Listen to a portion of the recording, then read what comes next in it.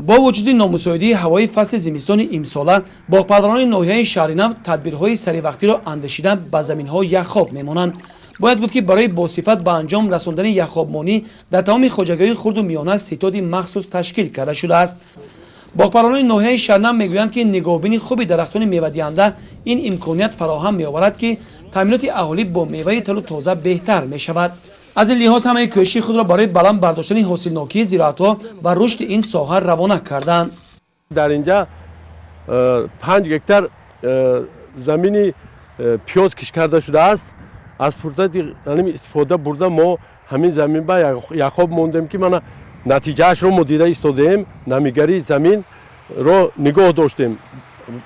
از اون جمله در اینجا من این خواجگی دهقانی باغ دارد، باغ گلاس، باغ شفتالو، از این جمله همینا هم آبمانی کرده شد. در این سمت کارها ادامه دارد. امروز در ناحیه یخ‌آبمانی در همه خواجگی‌های دهقانی خرد و کلان ادامه دارد.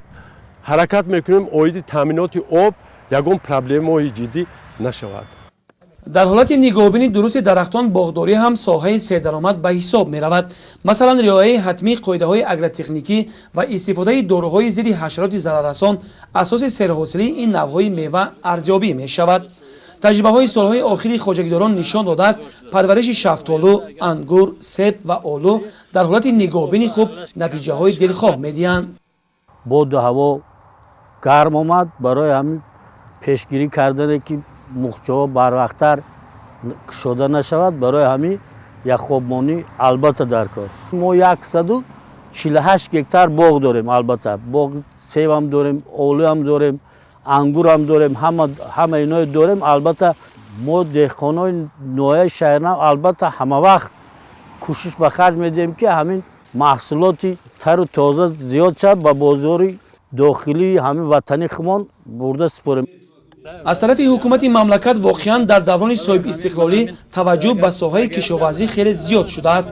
البته همه این دستگیری‌ها در دایره برنامه‌های جداگانه اید به استفاده مقصدناک زمین راه اندازی گردیده، نتیجه آن فراوانی و ارزانی در بازارهای مملکت و به این واسطه تامین زندگی شایسته مردم تاجیکستان میباشد.